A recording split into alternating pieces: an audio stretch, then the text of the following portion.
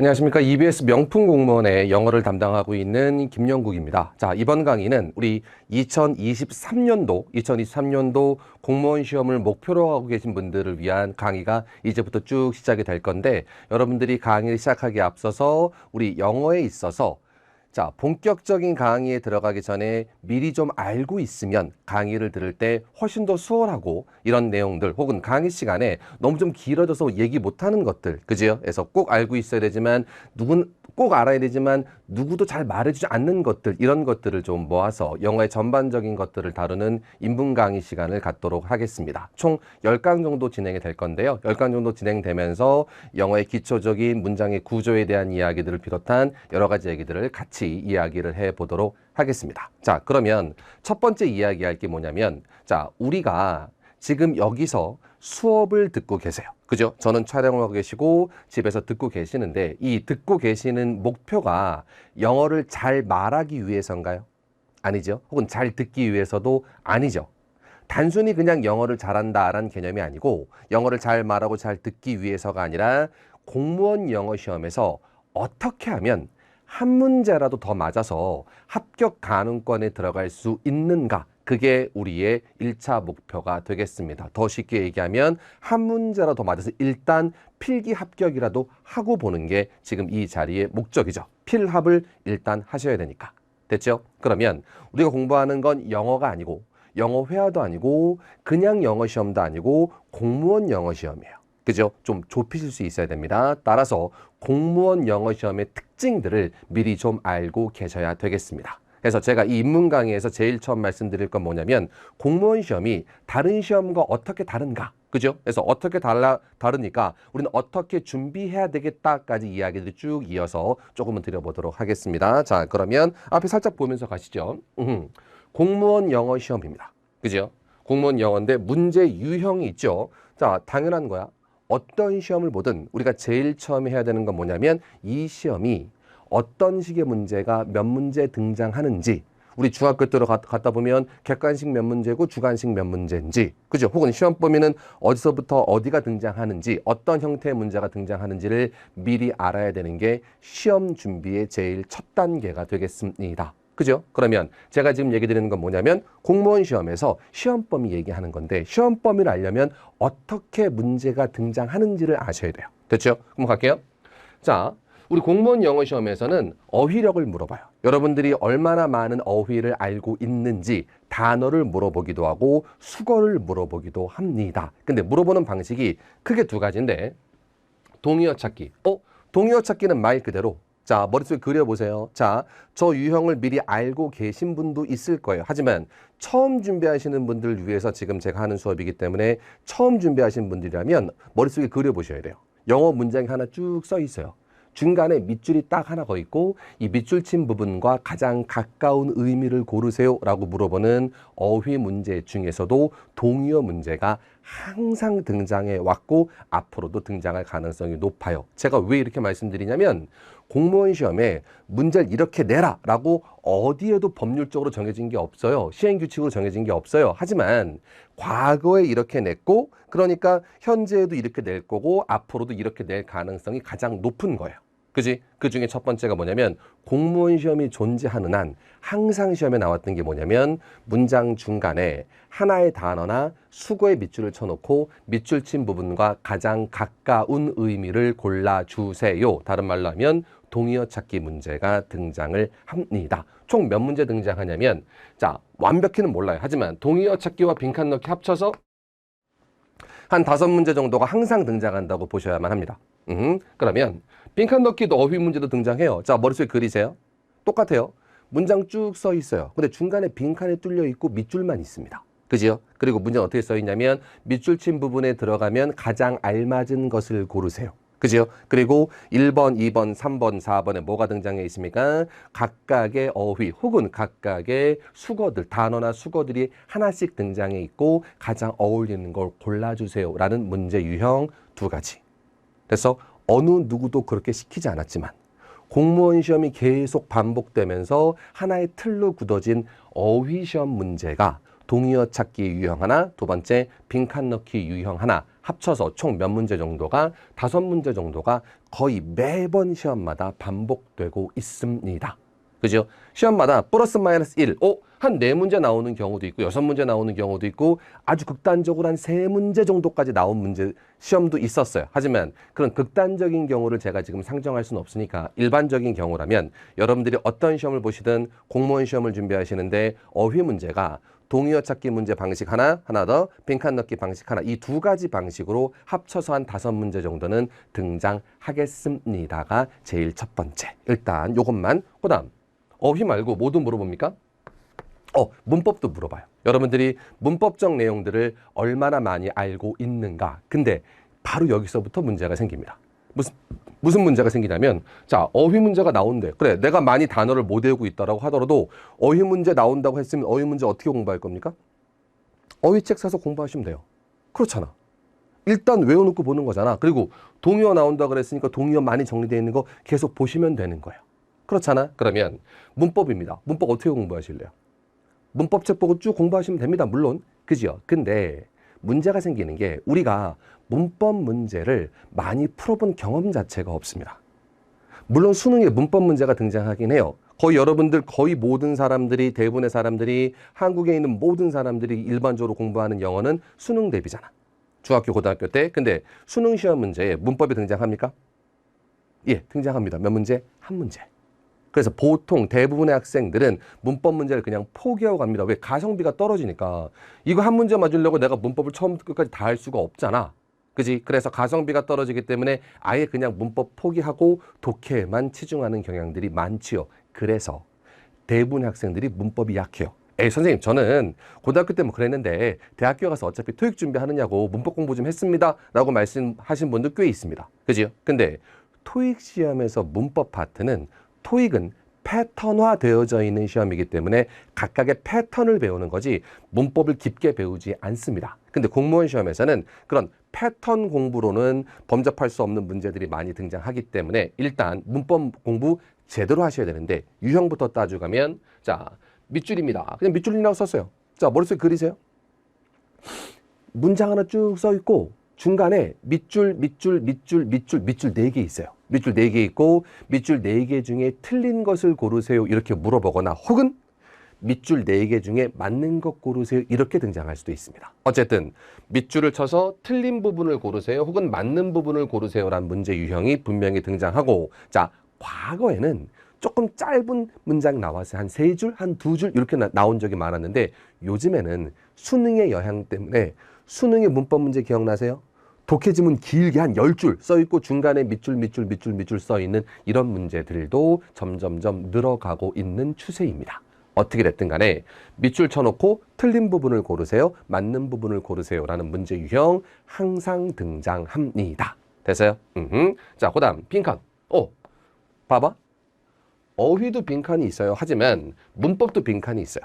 그죠? 그럼 어휘 빈칸은 문맥상 어울리는 거 골라야 되는 거고. 맞죠? 그러려면 단어나 수거의 뜻을 알고 있어야 되겠지? 두 번째, 문법 빈칸은 당연히 문법적으로 알맞은 내용을 채워 넣어야 하는 겁니다. 그러려면 내가 문법적으로 여기 뭐가 들어가야만 맞는지 문법적인 지식이 당연히 머릿속에 있으셔야만 되는 건데 포인트는 어쨌든 자, 빈칸 뚫어놓고 맞는 표현 고르기가 기본적으로 등장을 하는데 미리 좀 말씀드리면 요 유형은 요즘 점점 그 빈도가 줄어들고 있습니다. 하지만 무시할 수는 없기 때문에 저런 유형이 나온다는 건 머릿속에 두고 계셔야 돼요. 그리고 나서 맞는 문장, 틀린 문장 고르기 머릿속에 그리세요. 자, 그냥 뭐 5번 다음 문장 중 틀린 것을 고르세요 라고 써있고 1번에 비교적 짧은 문장 한 문장 2번에도 한 문장 3번에도 한 문장 4번에도 한 문장 이렇게 써있고 다음 중 맞는 걸 고르세요 혹은 다음 중 틀린 걸 고르세요 이렇게 물어보는 문법 문제 유형 당연히 등장할 수 있습니다. 포인트는 봐봐 얘는 어디에 밑줄이 쳐 있는지를 가지고 어느 정도 유추가 가능해요. 그래서 뭐 나중에 또 배우겠습니다만 ing 형태의 밑줄이 쳐 있다든가 아니면 동사의 밑줄이 쳐 있다든가와 같이 어느 형태나 어떤 단어에 밑줄이 쳐 있는지에 따라서 얼추 유추가 가능한 부분들이 있고 제가 싹 다 정리해 드릴 겁니다. 두 번째, 마찬가지야. 빈칸 넣기 문제도 잘 봐. 1번, 2번, 3번, 4번에 선택지가 있을 거잖아. 우리 시험은 다 객관식이니까. 그죠? 1번, 2번, 3번, 4번에 선택지가 있을 건데 그 선택지가 뭐가 나와 있는지에 따라서 아, 이게 뭐 물어보는 거구나 라고 단서를 얻을 수가 있어요. 근데 얘는 밑줄도 없고 이 문제 유형은 빈칸도 없어요. 그래서 단서가 없다는 게 문제입니다. 단서가 없는 상황에서 그냥 생으로 내가 골라서 찾아내야 되는 문법 문제라서 얘를 조금 어려워하시는 분들도 있긴 합니다만 어쨌든 지금은 이런 유형이 있습니다. 하나만 더 갈까요? 영작 문제. 영작 문제라는 건 한글을 영어로 고칠 때, 그죠? 한글을 영어로 고치는 우리가 영작이라고 부르는 거잖아. 한글을 영어로 고치라는 영작 문제도 대한민국에 남아있는 영어 시험 중에 거의 유일하게 이제 공무원 시험에만 저 유형이 남아 있습니다. 그리고 거의 매번 시험에 약 2문제씩 등장을 해요. 많은 유형을 차지하고 있다는 얘기입니다. 됐지? 어쨌든 근데 선생님 영작 문제면 한글을 영어로 고치라는 건데 물론 우리 시험은 100% 객관식이니까 우리가 직접 쓸 필요는 없겠지만 객관식으로 한글을 영어로 고쳐놓은 걸 제대로 고쳤는지 아닌지를 바라보는 문제인데 선생님 그러면 해석이 중요하고 의미가 중요한 거 아닙니까? 아니요. 영작 문제에 제가 100%라고 말은 못 드려요. 근데 영작 문제의 90%는 다 문법적으로 제대로 됐는가 제대로 되지 않는가를 물어보는 문제예요. 그래서 심지어 한글 영어 돼 있지만 한글 안 보고도 영어만 보고도 풀 수 있는 문제가 모든 영작 문제의 약 90% 정도가 됩니다. 그래서 영작 문제도 기본적으로 뭐로 보셔야 돼요? 문법으로 보셔야 돼요. 일단은 문법적으로 맞는지 틀리는지 확인하고 거기서 확인이 안 될 때는 해석까지 들어가야 되는 것이기 때문에 영작 문제도 기본적으로 머릿속에 카테고리 정리는 뭐로? 문법 문제로 되어 있어야 됩니다. 그러면 총 4가지 유형으로 항상 반복적으로 등장하는데 우리 시험에 합쳐서 몇 문제? 한 5문제. 요즘에는 솔직히 말씀드리면 한 4문제 정도가 거의 국룰로 지켜지고 있습니다. 지방직에서도 한 4문제, 문법 문제, 국가직에서도 한 4문제, 국룰로 한 4문제로 계속 나오고 있긴 하는데 그래도 언제든지 5개가 될 수도 있기 때문에 머릿속에 카테고리 정리는 어휘 5개? 문법 5개 요 정도로 딱 정리해 놓고 쉽게 머릿속에 카테고리만 정리해 놓으시면 좋겠어요. 그 다음 가자. 어휘 물어봤고 문법 물어봤으면 모두 물어본다? 독해도 물어본다. 그러면 들어가기 전에 이 합쳐서 몇 문제겠습니까? 10문제. 여기다 쓸까요? 어휘 5개, 문법 5개, 그 다음 독해 10문제가 공무원 시험의 국룰이에요. 저 국룰입니다. 그지? 그래서 시험을 보셨던 분들이거나 하셨던 분들은 그래 저거 맞지라고 판단할 수도 있고 처음 공부하시는 분들이라면 저 정도로 등장하는구나. 그러면 나는 심지어 몇 문제 나온지도 몰랐는데 딱 보니까 내가 공무원 시험 볼 건데 공무원 영어 시험 문제 20문제 등장하는구나. 판단할 수 있잖아. 5개, 10개, 20개. 그렇잖아. 그 중에서도 어휘 5개, 문법 5개, 독해 10개 요 정도로 머릿속에 딱 정리가 되어 있는 게 가장 일반적인 경우가 될 겁니다. 됐죠? 그리고 나서 자, 독해 중에서도 전체 내용을 잘 파악할 수 있는가를 물어보는 독해. 전체 내용이라는 건 글을 전체적으로 다 읽고 전체적으로 잘 파악할 수 있는가를 물어보는 독해인데 이걸 구체적으로 접근하면 다음 글에 주제를 고르세요. 다음 글에 제목을 고르세요. 다음 글에 요지, 목적, 분위기를 고르세요. 근데 요즘에는 거의 목적이나 분위기는 잘 나오지 않는 추세입니다. 거의 주제, 제목, 요지 저 3가지인데 다음 글에 주제건 다음 글에 제목이건 다음 글에 요지건 글 쓴 사람이 정말로 하고 싶은 내용들을 찾아 고르란 내용이 되겠지요. 해서 요거 조금만 지워볼까요? 요거 한 몇 문제 등장하는 게 기본이냐면 2문제 정도가 기본입니다. 모든 시험에 플러스 마이너스 1은 될 수 있어요. 그리고 바로 직전 시험에는 3문제가 나왔었어요. 저도 아는데 그래도 평균값은 2로 잡아주셔야 됩니다. 주제, 제목, 요지 이 3 유형 합쳐서 한 2문제 플러스 마이너스 1은 항상 등장한다. 두 번째, 전체 내용을 물어보는 독해가 있으면 모두 있습니까? 세부 내용을 물어보는 독해도 있어요. 전체적으로 작가가 하고 싶은 말을 골라라가 아니라 세부적으로 아주 디테일한 내용들을 잘 집어낼 수 있는가. 1982년도인지 1983년도인지 아니면 2000년도부터 시작했는지 2000년도까지 해왔었는지 이렇게 아주 세부적인 내용을 물어보는 독해들도 항상 등장하고 좀 더 우리가 많이 봤을 유형으로 얘기하면 다음 글의 내용과 일치하는 것은 다음 글의 내용과 불일치하는 것은 그리고 다음 글을 통해서 추론할 수 있는 것은, 다른 말로 하면 우리가 다음 글을 통해서 알 수 있는 것은, 이런 것들 다 기본적으로 내용일치 문제입니다. 얘도 몇 문제? 2문제 기본. 항상 플러스 마이너스 1은 될 수 있어요. 자, 그리고 나서 오호, 저는 일관성이라고 소개를 드렸고, 제가 왜 쟤를 일관성이라고 소개했는지는 나중 가면 명확해질 거고, 제 수업을 쭉 따라오시다 보면 그래, 일관성 이제 지겨워 죽겠다, 그만 좀 얘기해라 할 만큼 일관성이란 말을 반복할 겁니다. 그죠? 저한테 수업을 들었던 모든 학생들은 이렇게 얘기해요. 제가 이렇게 얘기합니다. 제가 제일 독해할 때 제가 제일 좋아하는 말, 그러면 100이면 100 다 일관성이라고 답을 합니다. 왜? 그만큼 독해에서 일관성을 보는 게 중요하기 때문에. 근데 재미있게도 그 얘기를 지겹다고 막 그만해서 싫어하는 학생은 별로 없어요. 자주 하니까 익숙할 따름인데 싫어하진 않습니다. 그 얘기는 무슨 얘기냐면, 그게 본인들이 독해 문제를 풀 때도 굉장히 많은 도움이 되기 때문에 그런 거예요. 다시 한번, 일관성이란 말 굉장히 중요한데, 독해에서 이 일관성이 제대로 지켜졌습니까를 물어보는 독해 유형들이 존재하고, 첫 번째가 뭐? 빈칸 넣기. 선생님, 빈칸 넣기는 빈칸 앞뒤에 읽은 다음에 내용상 우리가 추론하는 거 아닙니까? 아니에요. 빈칸 넣기도 일관성 물어보는 겁니다. 더 갈까요? 순서 고르기. 우리 되게 싫어하는 유형. 그죠? 보통 재심은 이렇게 있고 A, B, C 세 개 있고, A, B, C의 순서로 올바른 것을 고르시오라는 문제도 우리 공무원 시험에도 분명히 등장하는 유형이 되겠습니다. 됐어? 자, 근데 앞으로 갈까요? 빈칸 넣기 보통 몇 문제? 약 2문제. 빈칸 넣기 자체만 한 2문제. 순서 고르기 1문제. 자, 문장 삽입 문제 뭐예요? 위에 한 2-3줄 문장 하나 써 있고, 밑에 독해 지문 길게 써 있는데 그 독해 지문에 들어갈 위치로 알맞은 것은 이 문장을 어디에다 집어넣어야 되냐. 그래서 이름이 문장 삽입인데, 그지요? 그래서 문장 삽입 문제도 많이 어려워하시긴 하지만 공무원 시험에 등장합니다. 몇 문제? 1문제.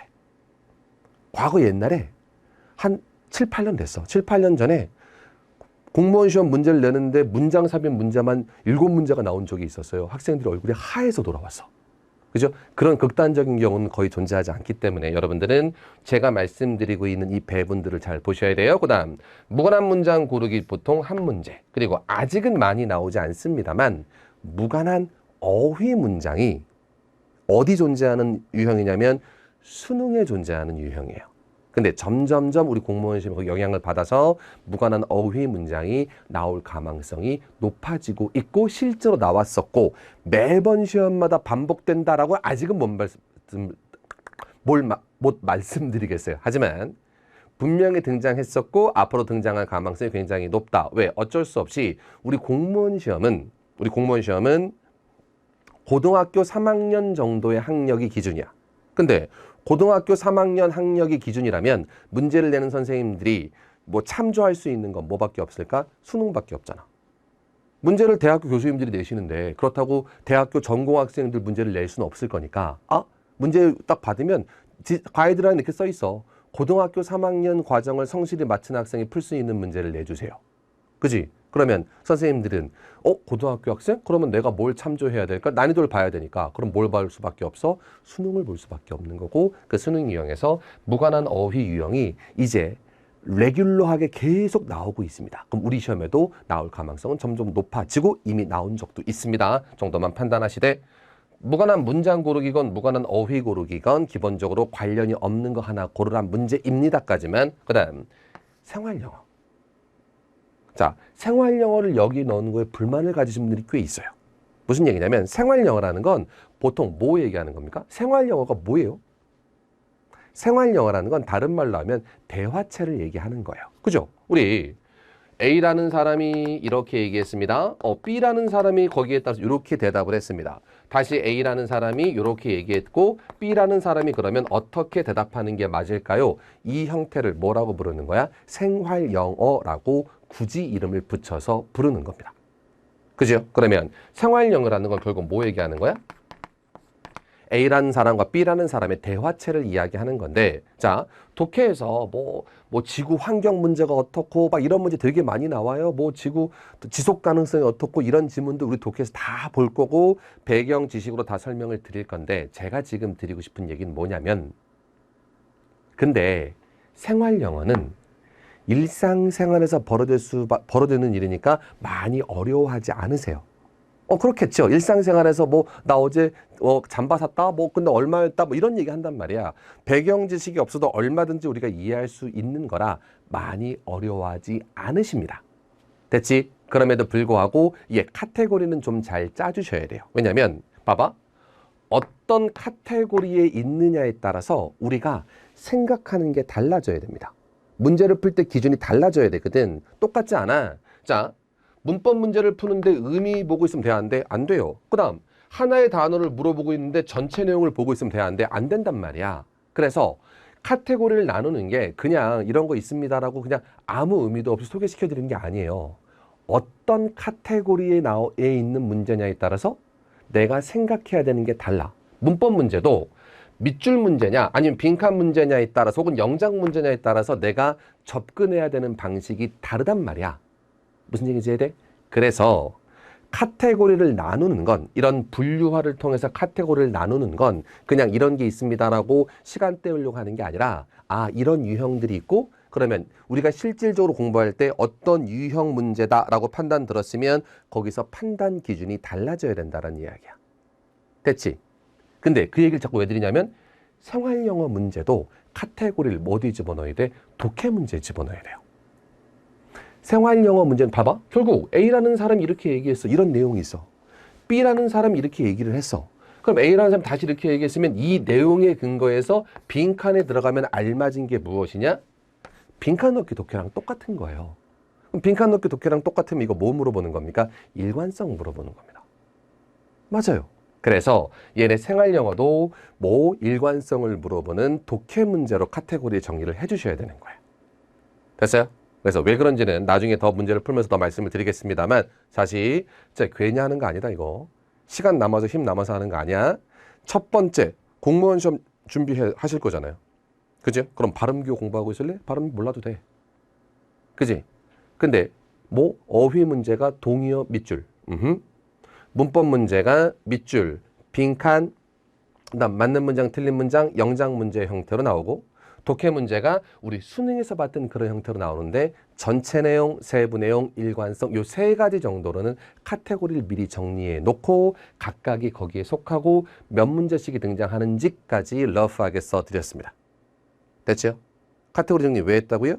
어떤 카테고리에 있냐에 따라서 우리가 문제를 풀 때 머릿속에 기준점이 달라져야 하기 때문에 그렇고 그 기준점들은 계속해서 말씀을 드릴 거고 굉장히 중요할 겁니다.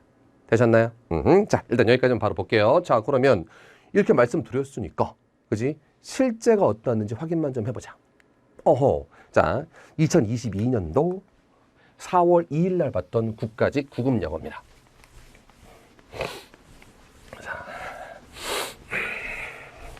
쓸데없는 얘기 하나 드리면 제 생일이 4월 3일이거든?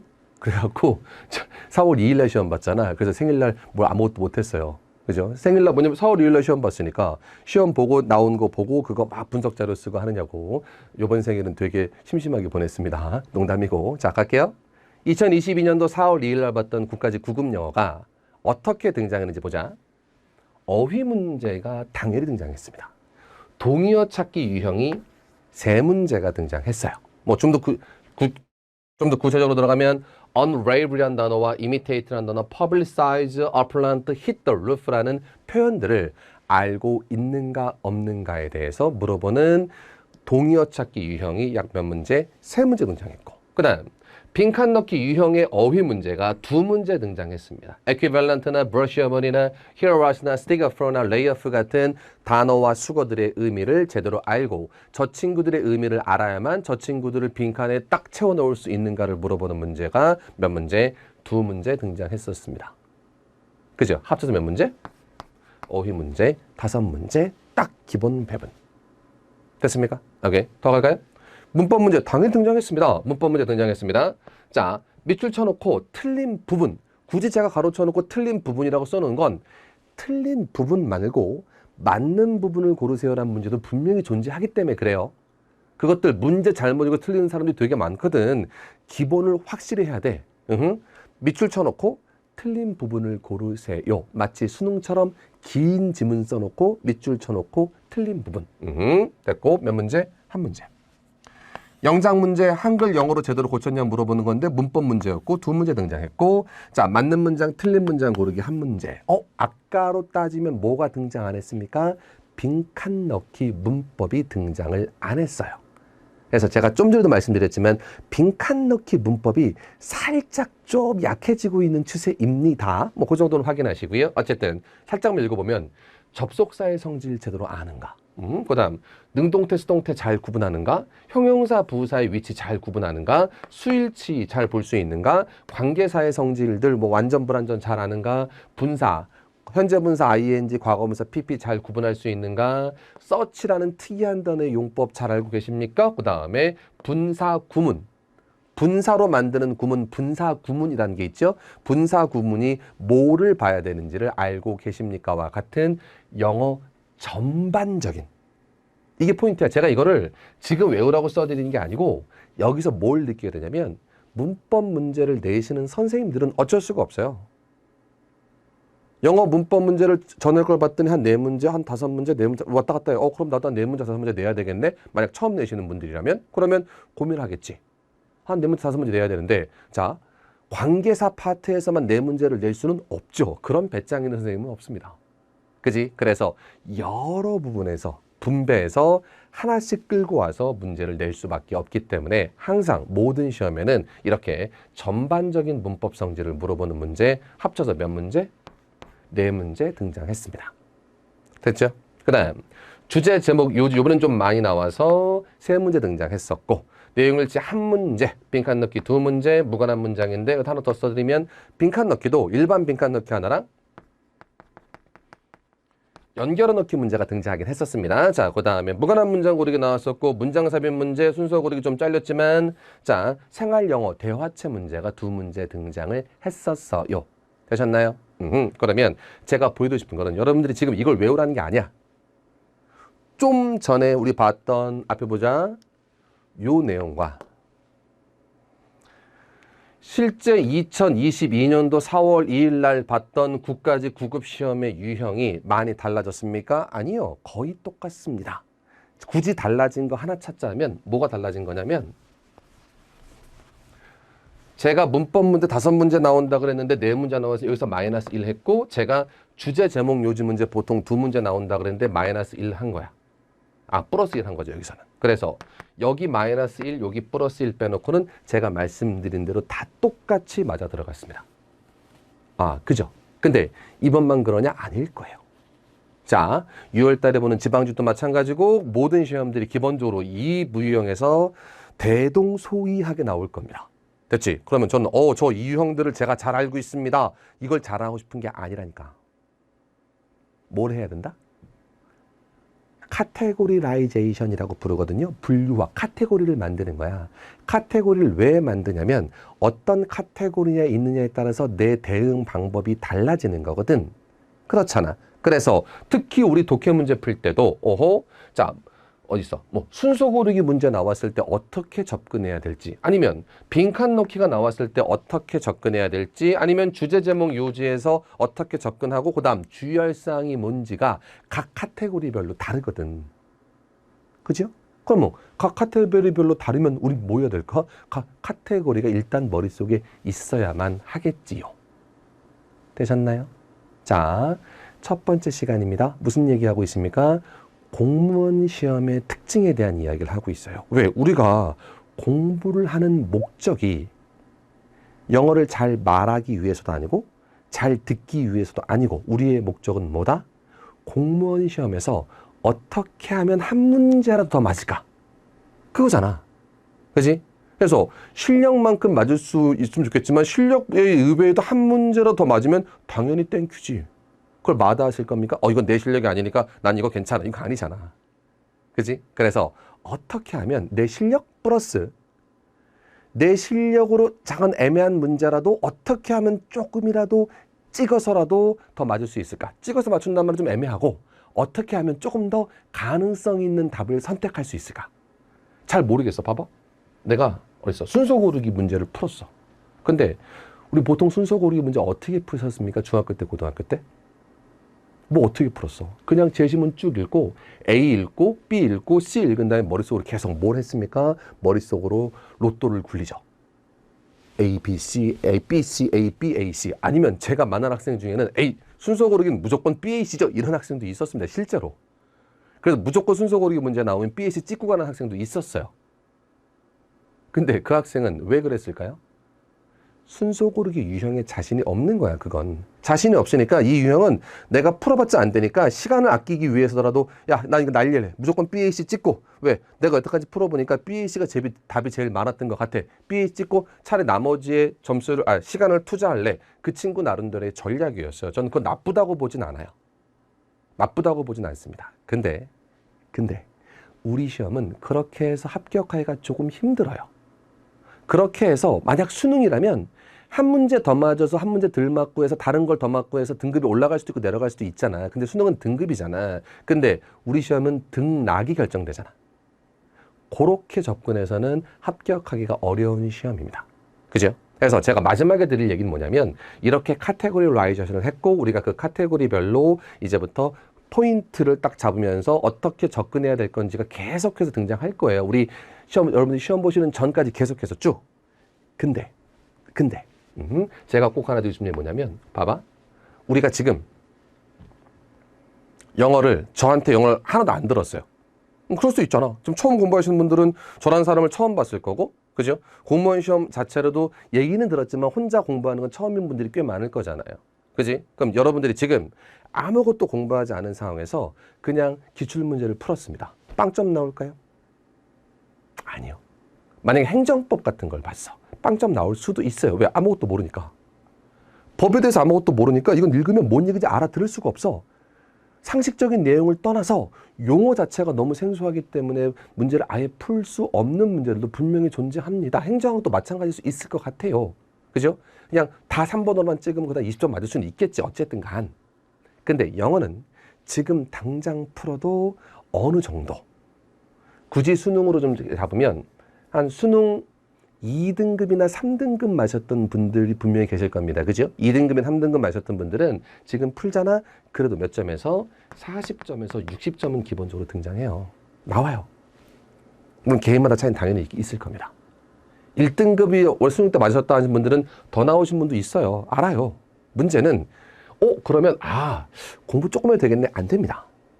이 점수 갖다가 합격을 못하는 거잖아. 근데 나는 1등급 맞았고 아니야 2등급 맞았었는데 공무원 시험 딱 나온 거 보고 쭉 풀다 보니까 웬만한 독해 다 맞고 그 다음에 문법이나 어휘 이런 거 찍어서 잘 맞았어. 그래서 70점 나왔어. 에이 별거 아니네.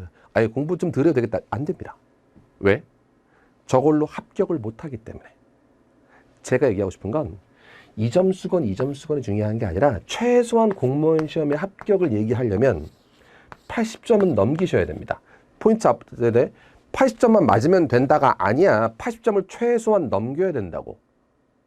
그지? 그러면 자, 우리 같이 공부할 거예요. 한 1년 동안 계속 공부하고 막 문제 보고 강의 듣고 그다음에 자료 드리고 하면서 계속 공부할 겁니다. 제가 다른 사람보다 조금 더 자료를 많이 드리고 조금 더 괴롭혀 드릴 거예요. 왜? 그래야만 내 걸 가져올 수 있거든. 어설프게 공부하려고 이 자리에 있는 거 아니잖아. 같이 공부 제대로 한번 해볼 거잖아. 그지? 그러려면 그렇게 공부해서 이 점수에서 몇 개 맞아봤자 한 두세 개 아니면 4개 더 맞는 거야. 60점 맞았어. 그지? 플러스 4개 더 맞으면 그래야 80점이야. 그렇잖아. 1년 동안 공부해서 20문제, 20문제 다 맞추는 게 아니야. 이미 10문제 정도는 어느 정도 다 들어와 있어. 어느 정도. 그죠? 물론 저는 중학교 때부터 영어를 놨습니다 하시는 분 분명히 있어요. 그분들도 열심히 하시면 돼요. 그분들 하지 말라는 얘기는 아니야. 그분들도 할 수 있을 만큼 수업을 해드릴 건데 포인트는 어느 정도 하고 있다고 자만하지 말고 그지? 그렇다고 몇 개 안 남는데 1년 동안 열심히 공부해서 기껏해야 4-5문제 더 맞자는 얘기인데 그게 힘든 거거든. 처음부터 올리는 건 그나마 쉬워. 처음부터 어느 정도 수준까지 올리는 건 쉬워. 근데 이미 어느 정도 수준에 있으신 분이 꽤 있다니까 특히 영어 독해에 있어서는. 근데 거기서 그 다음에 좀 높은 수준, 어느 정도 수준에서 고급 수준으로 높이는 게 어려운 거고 그걸 하기 위해서 1년 동안 같이 노력을 해야 되는 거예요. 되셨어요? 자, 여기까지 좀 드리고 자, 잠깐 잔소리했어요. 좀 더 가자. 자, 그래서 이번 시간 여기까지 얘기할 건데 그러면 어떻게 공부할 거냐? 연간 커리큘럼에 대한 이야기만. 우리 앞으로 공부할 때 어떻게 공부할 건지 쭉 기본을 알고 있으면 그죠? 쭉 따라오기 쉬우니까.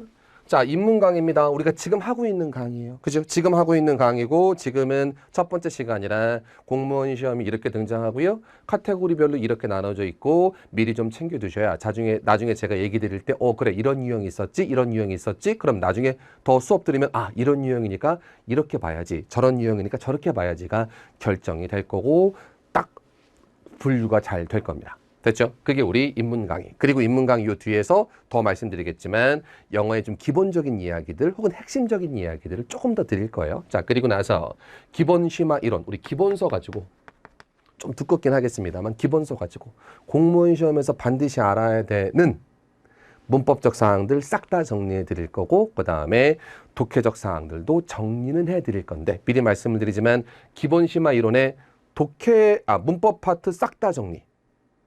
그리고 파트별로 어느 정도 기본적으로 제가 자료도 계속 드리면서 문제도 계속 복습할 수 있게 해드릴 거예요. 그리고 독해 파트는 근데 기본 내용 정리해드리고 문제를 많이 풀어드리지 못할 겁니다. 시간 관계상. 그래서 기본 심화 이론에서는 문법, 이론 싹 다 정리해드릴 거고 됐죠? 그 다음에 독해, 이론 정리하고 최근 기출문제 정도 풀어드리는 것까지 됐어요? 그 정도까지 해드릴 겁니다. 그리고 나서 기출문제 풀어야죠 이제. 기본 심화 이론 했으니까. 그죠? 기출 보면서 이런 문제, 이런 문제, 이런 문제가 이렇게 등장했었구나. 그죠? 그 다음에 기출 문제 풀었으니까 이제 뭐 예상 문제로 넘어가서 예상 문제 이렇게 풀어야 되겠구나. 됐지? 그 다음 시험 직전에 동형 모의고사. 시험과 똑같은 유형들로 문제를 보면서 계속 풀면서 시험에 적응하는 강의까지 쭉 이어질 겁니다. 가장 기본이 되는. 그죠? 근데 이 기본이 되는데 이 커리큘럼을 어떻게 짜냐가 중요한 게 아니라 이 안에 뭐가 들어가 있냐가 더 중요한 거야. 공무원 학원 어디를 가봐. 다 비슷비슷해요. 그리고 이게 뭐 대단한 거야? 입문 강의하고 이론 수업하고 문제풀이, 기출문제풀이하고 예상문제풀이 하는 거 뭐 이건 누구나 다 아는 거잖아. 그치? 이게 특이한 게 아니야. 문제는 이 안에 뭐가 들어가 있는지가 중요한 겁니다. 실예를 들어드리면 기본 심화 이론할 때 문법 파트 딱 정리해 둔다고 그랬어요. 그죠? 그 문법 파트별로 뒤에 연습 문제풀이가 좀 있을 건데 그거 말고 여러분들이 혼자서 잘 정리할 수 있는 복습 문제들도 한 챕터당 100문제 이상씩 계속 드릴 거예요. 좀 괴롭혀 드릴 겁니다. 왜? 그렇게 해야 자기 실력이 늘거든. 수업 듣는다고 실력이 늘을까요? 그러셨어요? 가슴에 손을 얹고. 수업을 들었어. 인강을 들었어. 내 실력이 확 늘었어? 특히 영어나 어학 같은 거에? 안 그래요. 수업을 들었으면 그것들을 내 거로 만들기 위해서 다른 말로는 체화시킨다고 하는 우리 몸에 딱 익숙하게 익히기 위해서는 그죠? 내 몸에 익혀야 머리로 아는 거 말고 몸에 익혀야 그게 시험 볼 때 나오잖아. 그러려면 비슷한 내용들을 계속 반복 숙달을 자기 손으로 직접 하셔야 돼요. 그래서 거기에 따른 내용들을 계속해서 어떤 누구보다도 복습자를 많이 드릴 겁니다. 그죠? 자, 제가 말씀드린 이거예요. 우리 살 빼고 싶죠? 몸매 좋아지고 싶어요. 누구나. 저도 마찬가지입니다. 방법 모르십니까? 살 빼고 몸 좋아지는 방법 모르세요? 알아요. 뭐? 덜 먹고 운동 열심히 하면 돼. 그걸 모르는 사람 없어요. 근데 못하는 거잖아. 운동도 마찬가지인 거고 살 뺀 것도 마찬가지고 공부도 마찬가지인 거예요. 공부 잘하는 방법 수업 듣고 일단 알아야 되니까 운동할 때도 헬스클럽 가서 운동할 때도 일단 운동하는 법을 배워야지 그래야 안 다치지. 그리고 또 효율적으로 몸을 만들 수 있을 거 아니야. 그렇잖아. 단순히 그냥 뛰는 걸 그냥 뛰는 것보다 어떻게 뛰는지를 배우고 뛰어야 되는 거야. 그렇잖아. 그러면 영어 공부도 마찬가지, 공부도 마찬가지. 일단 수업 듣고 이 길로 이렇게 가야 되는구나. 이렇게 가면 안 되고 이건 안 되고 이렇게 가야 되는구나 라고 길을 잡아드리면 거기에서 혼자 이제 그걸 가지고 반복 숙달을 해야죠. 그렇죠. 혼자 안 하면 아무것도 아닌 거야.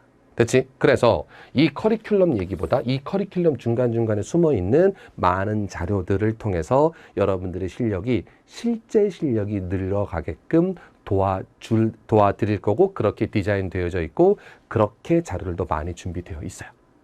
그죠? 그러니까 믿고 따라오시면서 쭉 쫓아오시면 되겠습니다. 이야기만 조금 더 드리고 자, 요 뒷얘기는 다음 시간에 드릴 겁니다. 자, 여기까지가 입문 시간 첫 번째 정리만 좀 해드리면 공무원 시험의 문제 유형들 카테고리별로 정리를 해드렸고 그 카테고리별로 몇 문제가 등장하는지까지 정리드렸으니까 머릿속에 한번 읽어보시고 그렇겠구나 요즘 나오겠구나 정도 판단하시고 두 번째 우리가 앞으로 다음 내년도 2023년 시험 볼 때까지 쭉 요 카테고리를 쫓아갈 건데 카테고리를 크게 한번 소개시켜드리는 건 별일이 아니고 여러분들이 이 카테고리를 따라오시는 이 커리큘럼을 따라오시는 동안 제가 많은 자료들을 서포트해드리면서 그죠? 많은 자료를 서포트해드리면서 여러분들이 실력이 실질적으로 늘어갈 수 있게 계속해서 도와드리겠습니다.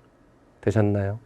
여기까지 말씀을 드릴게요. 자, 그리고 다음 시간부터는 우리 영어의 가장 근본적인 이야기들, 인문 강의니까 영어의 근본적인 이야기들을 좀 해드릴 거고 그 이야기를 알고 있으면 나머지 영어가 조금 더 쉬워지거나 혹은 조금 더 재밌어지는 현상들을 발견하실 수 있을 거예요. 그죠? 그래서 다음 시간부터는 영어의 전반적인 이야기들을 조금 더 드리도록 하겠습니다. 이번 시간 여기까지 마무리하고 다음 시간에 계속해서 인문 강의 이어가도록 하겠습니다.